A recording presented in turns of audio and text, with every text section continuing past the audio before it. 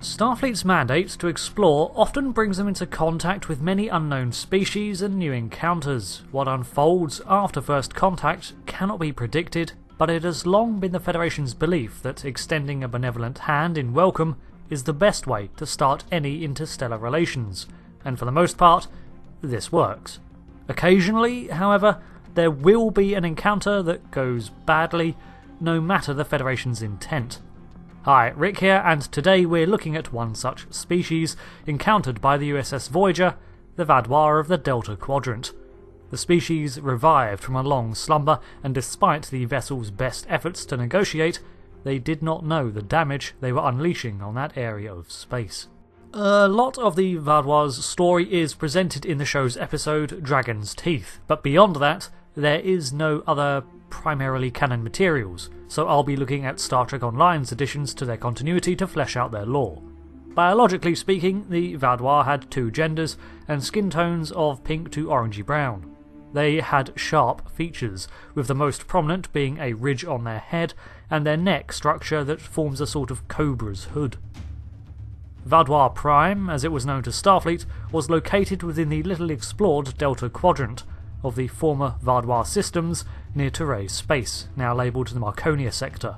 Little is left to identify the planet, as it is now a barren wreck, although it is an oxygen-nitrogen M-class world, once full of flourishing cities built around towers and circular verandas for skycars, all the hallmarks of an advanced culture. Snaking through this area of space were the subspace phenomena known as the underspace, a seemingly natural expanse of corridors, although there are some records that indicate they were established by an older precursor race. Through these, vessels could pass at faster than warp speeds across vast distances, and these snaked as far as Talax, and were the foundation for the initial Vaadwaur Empire. A species built on conquest, they kept the use of the underspace secure by never recording maps of the network, instead only committing its streams and twists to memory and verbal record. This jealously guarded advantage kept the Vaadwaur Empire sustained for around 900 years, as their fleets would emerge from the undetectable underspace in vast quantities, raise a species' defences, then occupy that planet. They were overthrown, however, by a conglomeration of powers, including the Terrae in 1484, and driven back to their homeworlds and colonies. When the Terrae managed to usurp control of the underspace from them, the Vaadwaur would have been effectively isolated from their own forces, and Vaadwaur Prime itself was bombarded with radioactive plasma weapons until its surface was an irradiated ruin. Unbeknownst to the Terrae and their alliance, however, many of the Vaadwaur had in fact survived by entering into Stasis Pods.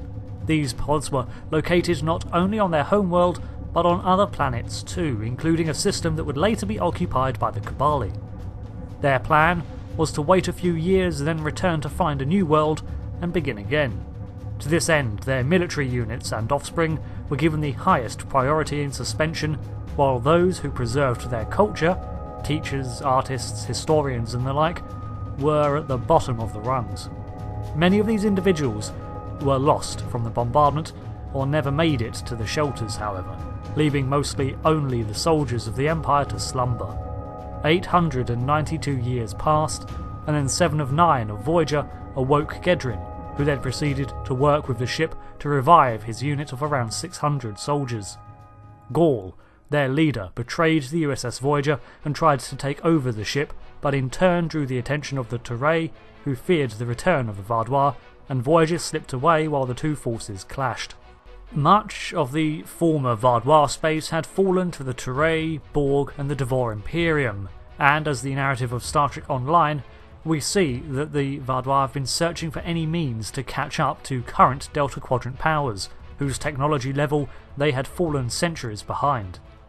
They also spent a long time trying to locate their other colony worlds, and seem to have been focused on rebuilding their ranks. However, as the surviving members of the Vaadwaur are mostly the militant ranks, much of their history of the Quadrant from this time has been lost as well as their own culture, so who they once were is mostly forgotten to time.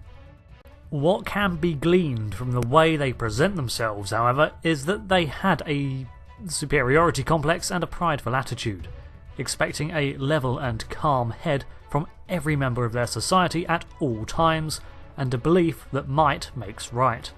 It was a minority belief among the reawakened that they should seek to find a balance within the new status quo, as they were almost 900 years out of their element. For the majority, however, their fight for survival was only days ago when they went into suspended animation, and so emerged ready to continue their conflict. Kind of reminds me of the Ice Warriors from Doctor Who. With time, their empire faded into legend, with some species forgetting them entirely and creating folktales around the Vaadwaur. For example, in Talaxil Zay, they adopted the name to mean foolish, as in easily deceived. As mentioned, the Vaadwaur's original tech is now outclassed by Starfleet, the Turay, and most other powers, but not as by a wider margin as you might think. This does suggest that in their prime, Vaadwaur technology was far more advanced than its contemporaries. Certainly the Borg of this time were no match for them. The only Vaadwaur Empire ships of that era that we see are the Pythus-class vessels that they stashed away with their Stasis Pods. Constructed from dark green alloys with deep amber-hued power, these were small fighter ships around 70 metres long and capable of manoeuvrability in both space and atmosphere. It used an unidentified particle beam weapon and had shielding, although weak by Starfleet standards. In Star Trek Online, set some 34 years after their reawakening, the Vaadwaur have acquired new technologies and built whole new types of vessels from their shipyards in orbit of Vaadwaur Prime, which they returned to once they had rearmed and resupplied their forces from a mysterious benefactor after building a new base of operations in the Cartella system. These new vessels, such as the Manasa Escort, maintain several of the traits of the Pythus class, with the twin hull design flanked by several other struts, and the dark green colour scheme giving it a militaristic finish. One change to note, however, is that the orange power glow has been replaced by a deeper purple, and the Vaadwaur have developed a preference for Polaron-based weaponry, as this energy type is often able to exploit standard frequency deflector shielding, and also favoured by the Jem'Hadar, another highly combat-orientated race. Other vessels include the Astika-class artillery ship, from which salvos of spatial charges could be launched, and the Juggernaut-class powerhouse. Both tie into the tactical philosophy of the Vaadwaur that overwhelming power, delivered concisely and without quarter, leads to victory. This has repeatedly been their approach and matches how they operated 900 years ago.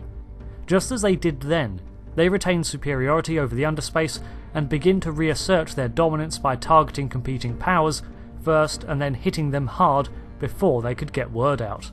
A frequent control tactic employed by the Vaadwaur is Deceptive Negotiation. Alongside the old Talaxian stories of betrayal, the Vaadwaur attempted to usurp control of Voyager immediately upon their revival, and we see this trend continued in Star Trek Online. Gall, now naming himself Overseer of the Vaadwaur Supremacy, invites the Federation to negotiate a truce, but instead offers unreasonable terms, and then uses the opportunity to massacre a Talaxian colony and blame the Federation and its allies for refusing to negotiate in good faith. He can then go back to his forces and say that he tried a diplomatic solution, but it was not reciprocated, and he is able to use this uncontested propaganda to direct the military and bolster the conviction of his followers. So their repeated tactics seem to suggest that they approach with a smile and then hammer you with overwhelming force before you can work out what their angle is.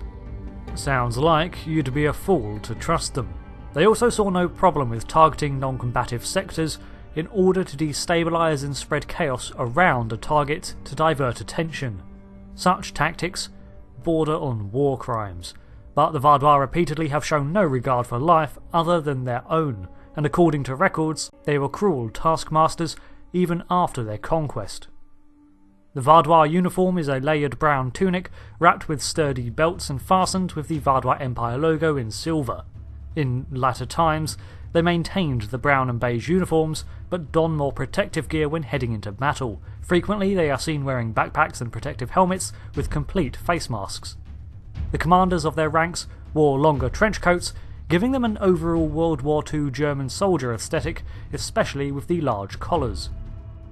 From their culture, tales of their formerly oppressed species and their actions, we can see that might and pride went in equal hand with them. And although originally it had all the required societal elements to become a spacefaring civilization, these were lost to them. What emerged from their hibernation was the most destructive and distilled side, agitated by a conflict they likely saw as an offence 900 years ago, and to the humiliation of being reduced from the greatest local power to a subpar technological relic. So, there's what we know of the Vaadwaur with some added context from extra sources. So what do you think? Do you believe Star Trek Online's approach is the likely outcome for the Vaadwaur, or do you foresee more like Gedrin, who saw the futility of continuing the Vaadwaur's aggressive ways, and perhaps a way to a more peaceful future for them? As for the next cultural index, it's been going for a long time now, and some species that I touched upon early in this run I feel could have been done a little better.